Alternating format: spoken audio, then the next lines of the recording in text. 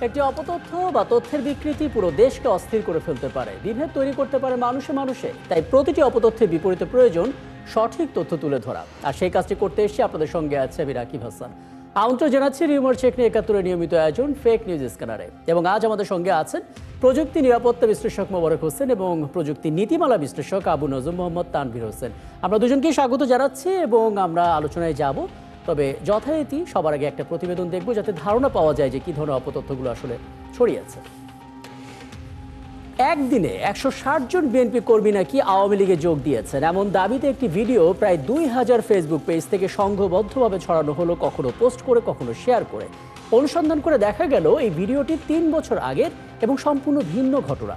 ওদিকে রাষ্ট্রপতির নির্দেশে বাতিল হলো জুলাই সনদ, এই শিরোনামের একটি মিথ্যা প্রতিবেদন ফেসবুকে শেয়ার করছেন অনেকেই।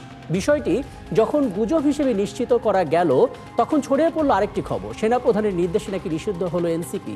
যাচাই করে দেখা গেল এটাও মিথ্যা খবর, এমন কোনো নির্দেশ সেনাপ্রধান দেননি। দর্শক, চলুন শুরুতে আমরা ফ্যাক্ট চেক দেখে নিই, তারপর আলাপে যাব। গেল ১৭ অক্টোবর জুলাই সনদ স্বাক্ষর হয়। সেখানে দেশের বেশিরভাগ রাজনৈতিক দল অংশ নিয়েছিল। এর প্রেক্ষিতে গেল দুদিন ধরে অন্তত ৫০টিরও বেশি ফেসবুক পেজ থেকে পোস্ট করা হচ্ছে জুলাই সনদকে অবৈধ ও বাতিল ঘোষণা করলেন রাষ্ট্রপতি মোহাম্মদ শাহাবুদ্দিন। তবে অনুসন্ধান চালিয়ে দেখা গেল রাষ্ট্রপতি জুলাই জাতীয় সনদকে অবৈধ বা বাতিল ঘোষণা করেননি। কোনো তথ্য প্রমাণ ছাড়াই ভুয়া এই দাবিটি প্রচার করা হয়েছে। ওদিকে সম্প্রতি ১৬০ জন নেতাকর্মী বিএনপি থেকে যোগ দিয়েছেন আওয়ামী লীগে, এমন দাবিতে একটি ভিডিও সামাজিক যোগাযোগ মাধ্যমে প্রচার করা হচ্ছে। তবে ফ্যাক্ট চেক করে জানা গেল এই দাবিটি মিথ্যা। ভিন্ন দাবির পুরনো ভিডিওকে মিথ্যা ক্যাপশনে জুড়ে দিয়ে নতুন করে ছড়িয়ে দেওয়া হচ্ছে। ভিডিওটি ২০২৩ সালের। অনলাইনে কথিত এক সংবাদ প্রতিবেদন প্রচার হচ্ছে। সেনাপ্রধান জেনারেল ওয়াকারুজ্জামানের নির্দেশে নাকি নিষিদ্ধ হয়েছে জাতীয় নাগরিক পার্টি এনসিপি। তবে এই ভিডিওটি বিশ্লেষণ করে রিউমার স্ক্যানার টিম নিশ্চিত করে জাতীয় নাগরিক পার্টি নিষিদ্ধ হওয়ার দাবিটি সঠিক নয় এবং সেনাপ্রধানও এমন কোনো নির্দেশ দেননি। কোনো রকম নির্ভরযোগ্য তথ্য প্রমাণ ছাড়াই কয়েকটি পুরনো এবং অপ্রাসঙ্গিক ভিডিও প্রচার করে এই দাবি ছড়িয়ে দেওয়া হচ্ছে।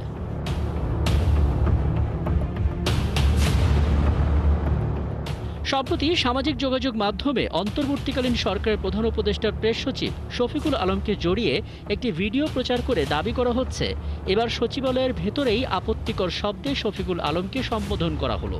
এরপর যাচাই করে জানা গেল প্রচারিত ভিডিওটি সচিবালয়ের নয় এবং এতে কোনো আপত্তিকর শব্দও শোনা যায়নি। ভিডিওটি ৩১ অক্টোবর নোয়াখালী বিজ্ঞান ও প্রযুক্তি বিশ্ববিদ্যালয়ের একটি অনুষ্ঠানে সাংবাদিকদের সাথে আলাপকালের। ভিডিওটির সাথে ভিন্ন অডিও যুক্ত করে গুজব ছড়ানো হচ্ছে।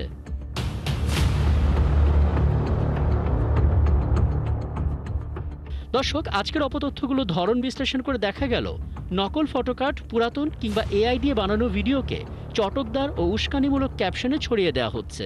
যেহেতু সংঘবদ্ধভাবে ছড়ানো হচ্ছে, তাই স্বাভাবিকভাবে সেগুলো ভাইরালও হচ্ছে। এই বাস্তবতায় বিশ্বাসের আগে যাচাই করার পরামর্শ বিশেষজ্ঞদের। পাশাপাশি সামাজিক যোগাযোগ মাধ্যম নয়, বরং গণমাধ্যমের খবরগুলোতেই আস্থা রাখার পরামর্শ তাদের। রাকিব হাসান, ৭১, ঢাকা।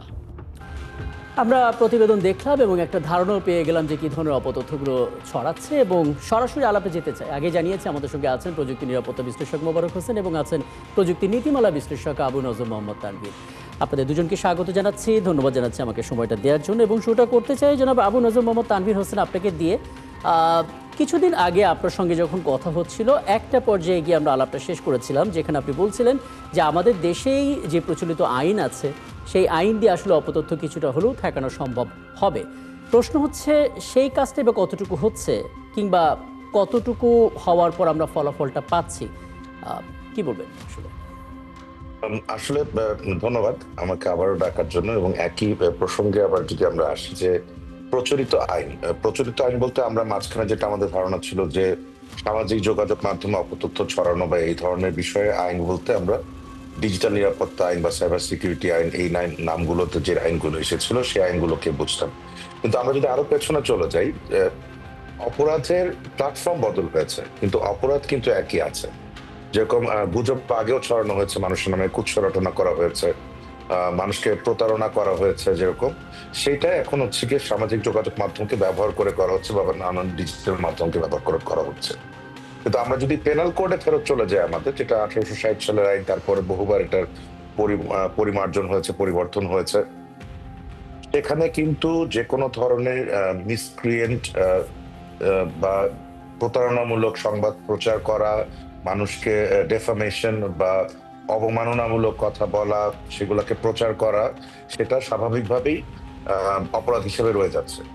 একইভাবে এটা কি এভিডেন্স কিনা সেটাও যদি আমরা দেখি, আমরা দেখবো এভিডেন্স আইনেরও এখানে পরিবর্তন করা হয়েছে। সেখানে কম্পিউটার যে ছাপা বা কম্পিউটারে পাবলিশ বা ডিজিটাল মাধ্যমে পাবলিশ বা ম্যাগনেটিক মাধ্যমে পাবলিশ হলেও সেটাকে ধরে নেওয়া হচ্ছে যেটা এভিডেন্ট, যেটা পাবলিশড হয়েছে। এখন সমস্যাটা যেটা হচ্ছে, সাধারণ মানুষের পক্ষে আসলে এটা তখন ক্রিমিনাল কোড হয়ে যাচ্ছে বা ক্রিমিনাল ল হয়ে যাচ্ছে, তখন আসলে সাধারণ মানুষের জন্য দৌড়টা আসলে ওই যেটা আমরা বলি আমাদের দৌড় থানা পর্যন্ত, বা আমাদের দৌড় প্রথমে কোর্টে গিয়ে একটা কমপ্লেন করা পর্যন্ত। এরপরে কিন্তু কাজটা চলে যায় রাষ্ট্রযন্ত্রের হাতে। এখন রাষ্ট্রযন্ত্র যদি এরকম একটা কমপ্লেনকে খুব সিরিয়াসলি না নেয়, যদি রাষ্ট্রযন্ত্র এরকম একটা কমপ্লেনের প্রপার এন্ড টু এন্ড যদি আমরা এটা সলিউশনটা না পাই, তাহলে যারা এই অপরাধটা করে যাচ্ছে তারা এই অপরাধটাকে করতেই থাকবে। আমরা যদি এবছর দেখি যে আমাদের বর্তমানে যে আইনি কাঠামোটা আছে, যে সাইবার নিরাপত্তা আইন বা সাইবার সেফটি অর্ডিন্যান্স যেটা এসছে আমাদের নতুন, সেখানেও কিন্তু বলা আছে যে যে বডি হবে তারা বিটিআরসি মাধ্যমে তারা কিন্তু সামাজিক যোগাযোগ মাধ্যম বা যে প্ল্যাটফর্ম তাদের সাথে যোগাযোগ করে কন্টেন্ট নামিয়ে ফেলা বা কন্টেন্টের উৎস খোঁজ করতে পারবেন।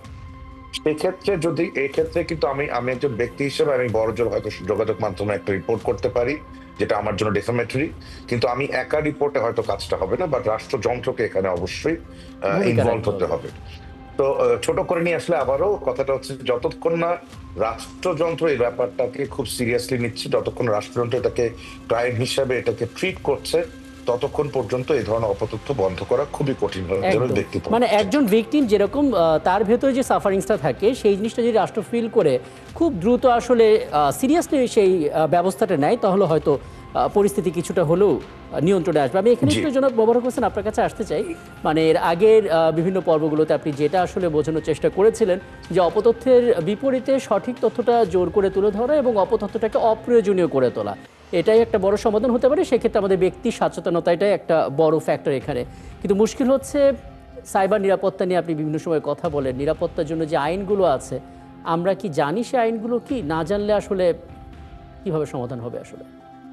আচ্ছা, দেখেন যে আমাদের এই যে 21শে মে 2025 সালে তথ্য সুরক্ষা একটা আইন তৈরি করা হয়েছে। তো আইনের মধ্যে যে দ্বন্দ্ব অপরাধ এবং দ্বন্দ্ব 6ষ্ঠ অধ্যায়ে প্রায় 30 ধরনের অপরাধকে কিন্তু এখানে নিয়ে আসা হয়েছে। এর মধ্যে জাস্ট একটা যদি আমি শেয়ার করি, গুরুত্বপূর্ণ অবকাঠামো এবং বেআইনি কোনো জায়গায় যদি আপনি মানে লগ ইন করেন, হ্যাকিং করেন, তাহলে এর দ্বন্দ্ব কিন্তু যেটা হতে পারে যে 50 লক্ষ টাকা, 5 বছরের জেল অথবা অনধিক 50 লক্ষ টাকা জরিমানা হতে পারে। অথবা আপনি ব্যক্তিগত কারো কম্পিউটারে যদি বেআইনিভাবে আপনি প্রবেশ করেন, তাহলে যেটা হতে পারে যে আপনার 1 বছরের কারাদণ্ড অনধিক 10 লক্ষ টাকা। সো এই যে দেখেন, এই যে অথবা আমরা অনলাইনে অনেকে দেখবেন জুয়া নিয়ে অনেক সময় অনেক ধরনের ইস্যু হচ্ছে। তো এবং এই জুয়ার যে অপরাধ, এই অপরাধটা কিন্তু অনেক স্ট্রং, মানে এবং এটা যে শাস্তিটা, যদি কোনো ব্যক্তি এর অধীনে কোনো অপরাধ সংগঠন করে তাহলে অনধিক 2 বছরের কারাদণ্ড বা অনধিক 1 কোটি টাকা অর্থদণ্ড। অর্থাৎ আপনাদের যে প্রচলিত অনলাইনে যেই অপরাধগুলি সংঘটিত হচ্ছে, এরকম 30 ধরনের অপরাধকে এখানে শনাক্ত করা হয়েছে এবং এর প্রত্যেকটারই কিন্তু অনেক ভারী অপরাধ এবং দ্বন্দ্ব দেওয়া হয়েছে। কিন্তু অসুবিধাটা হচ্ছে এই দ্বন্দ্বটা যে দেওয়া হয়েছে এটা সম্পর্কে যে আমাদের প্রচার, আমাদের সাধারণ মানুষ তো জানতে হবে যে এই ধরনের অপরাধ হলে আমি কি করব, এবং যারা অপরাধ সংঘটিত করছে হয়তো তারাও এই আইনগুলি জানে না। অনেক সময় দেখা যায় আমরা প্রযুক্তিটা হাতে পাওয়ার কারণে, দেখেন এই আইন অনুযায়ী আবার আরও একটা আইনের একটা অংশ আমি যেটা দেখলাম, যে বিদেশ থেকে কোনো হ্যাকিং অথবা কোনো কিছুর মাধ্যমে বাংলাদেশের কম্পিউটার ব্যবহার করেও যদি কাউকে অ্যাটাক করা হয়, তাহলে কিন্তু ধরে নেওয়া হবে যে এই যে ক্রাইমটা হলো এইটাও কিন্তু এই দেশেরই একটা ক্রাইম। আচ্ছা। তো আমাদের দেশের একজন সাধারণ কৃষক, আমাদের দেশের সাধারণ একটা মানুষ, তাকে যদি এইভাবে অবগতি করা না হয়, তাহলে কিন্তু তার কম্পিউটারটা যে কেউ ব্যবহার করতেই পারে, তার মোবাইলটা যে কেউ ব্যবহার করতেই পারে। তো আমি মনে করি এই যে আইনগুলি যে আছে, এই আইনগুলি সম্পর্কে সরকার যেহেতু আইনটা করেছে, এবং এই আইনটা সবার কাছে পৌঁছে দেওয়ার দায়িত্বটা আমি মনে করি সরকারের। আদারওয়াইজ কি হচ্ছে, যে যে ভিক্টিমাইজড হচ্ছে অথবা যে না জেনে সে হয়তো ক্রাইমটা করে ফেলতেছে, করার পরে কিন্তু তাকে সে অনিচ্ছাকৃতভাবে করতে পারে, করার পরে কিন্তু তার এই আইনগুলো সম্পর্কে ভিকটিম হয়ে যাচ্ছে, অপরাধ সংঘটিত হয়ে গেছে, এখন সে কি করবে। এবং এই ক্ষেত্রে আমি আবারও বলছি যে আমার যেটা মনে হয় যে সরকার একটা আইন করলো, আইনটা আমি রেখে দিলাম, অথবা স্যার যেটা বললেন যে আইনটা যখন আমি প্রয়োগ করতে যাচ্ছি, যখন এটা প্রয়োগ হয় না, তখন কিন্তু অপরাধীরাও বোঝে যে আমাদের আইন খাতা বইয়ে আছে, এটাকে সংগঠিতভাবে কেউ এটা এক্সিকিউট করে আমার কোনো ক্ষতি করতে পারবে না। তো একদম। আমি তাহলে মনে করি হ্যাঁ, তাহলে আমি এই এই এই অংশে তিনটা গুরুত্বপূর্ণ পয়েন্ট পাচ্ছি। প্রথমত, রাষ্ট্রকে সিরিয়াস হতে হবে। দ্বিতীয়ত, আমাদের সচেতনতার জায়গা থাকতে হবে এবং আমাদের যে আইনটা আছে সেই আইনটা প্রয়োগটা ঘটাতে হবে যাতে করে একটা দৃষ্টান্ত তৈরি হয়। আমি একটা বিরতিতে যাব এবং ফিরে এসে একটু জানার চেষ্টা করব যে গ্লোবাল ফোরামগুলোতে আমরা অংশ নেই, সেখানে উন্নত বিশ্বরা নানামুখী আইন নিয়ে কথা বলেন, আমরা আসলে তার কতটা ফলো করতে পারছি, কোথায় গিয়ে আসলে আটকে যাচ্ছি, সদিচ্ছার অভাব কিনা। এরপর যে আবু নজর মোহাম্মদ তানভীর হোসেন, ছোট করে একবার একটু জেনে নিতে চাই, আমরা বুঝতে পারলাম আপনার কথা থেকে যে রাষ্ট্রকে যদি আরেকটু সিরিয়াসলি রাষ্ট্র পুরো ব্যাপারটা যদি নেয় তাহলে হয়তো পরিস্থিতি নিয়ন্ত্রণে আসতে পারে। বিষয়টা হচ্ছে এক্ষেত্রে প্রতিবন্ধকতাগুলো কি? আমরা অনেকগুলো ফ্যাক্টর এখানে খুঁজে পাই। আমরা ডিজিটাল লিটারেসির অভাব টের পাই, আমরা ফ্যাক্ট চেকারদের কম সংখ্যক ফ্যাক্ট চেকার দেখতে পাই, তরুণদের মধ্যে আসলে প্রশিক্ষণের অভাব দেখতে পাই। আপনি আসলে কি কি খুঁজে পাচ্ছেন সংকট? আসলে সংকট বলতে আপনি যেগুলো বলেন ওগুলো তো আছেই, কিন্তু যেটা আমরা বারবার বলে আসছি, স্যার বলছিলেন যে আমাদেরকে আসলে এখানে তৈরি করতে হবে একটা হচ্ছে জনমত, যে আমরা এই ধরনের যারা মিথ্যা যে রিউমার ছড়ান তাদেরকে আমাদেরকে নেম অ্যান্ড ব্লেম করতে হবে, তাদেরকে শেম করতে হবে।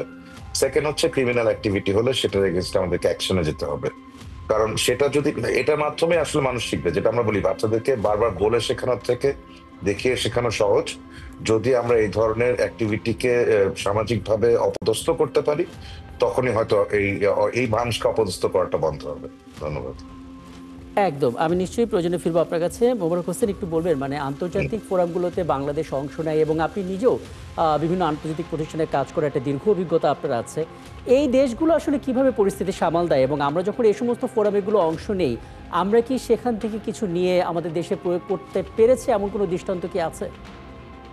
আমরা বেশ কিছু আইডিয়া হয়তো আমাদের দেশে ইমপ্লিমেন্ট করার চেষ্টা করছে, বাট এই ক্ষেত্রে আমরা যেটা মনে করি আমাদের দেশে দুইটা জায়গার মধ্যে খুব জোর দেওয়ার, একটা হচ্ছে ডিজিটাল আইডেন্টিফিকেশন। অর্থাৎ আপনি ডিজিটালি যখন আপনি একটা ক্রাইম করছেন, আপনার যে ফুটপ্রিন্টটা আছে এটাকে ধরার কোনো সুযোগ আমাদের দেশে অনেক কম।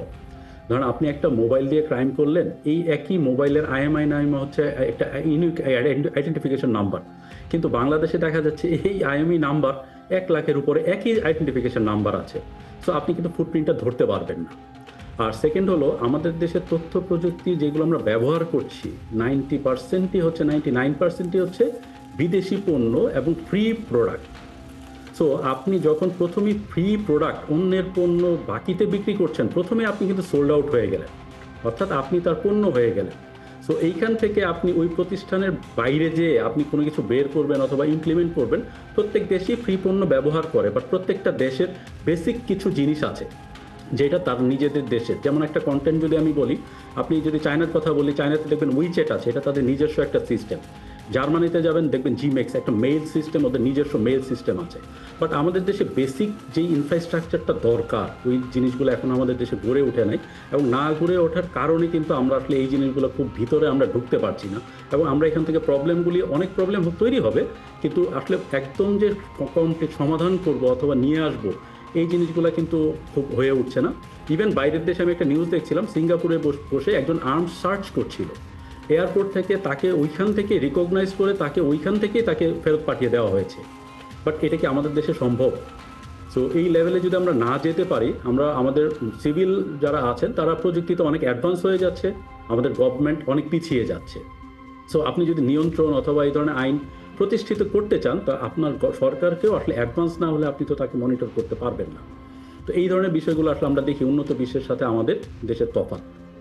ঠিক আছে, অনেক ধন্যবাদ, অনেক ধন্যবাদ। সবশেষ একটু আবু নজর মোহাম্মদ তানভীর হোসেন, আপনার কাছে একটু ছোট করে জেনে নিতে চাই, আপনার কি মনে হয় আমাদের দেশে টেক জায়ান্টদের অফিস না থাকাটাও আইন প্রয়োগ করার ক্ষেত্রে একটা চ্যালেঞ্জ হয়ে দাঁড়াচ্ছে, নাকি না থাকলেও আমরা প্রয়োগটা করতে পারি?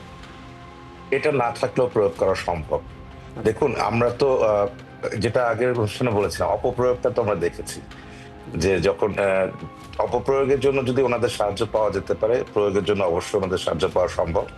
আমরা জানি যে ওনাদের সাথে সরকারি সরাসরি যোগাযোগ আছে। যেটা হচ্ছে সরকারের দিক থেকে আমরা এরকম কোনো যদি ফিডব্যাক পেয়ে থাকি কখনো যে আমরা সাহায্য চেয়েছি এই ধরনের রিউমারের পেছনে যাওয়ার জন্য, অ্যাকাউন্টটাকে খুঁজে পাওয়ার জন্য।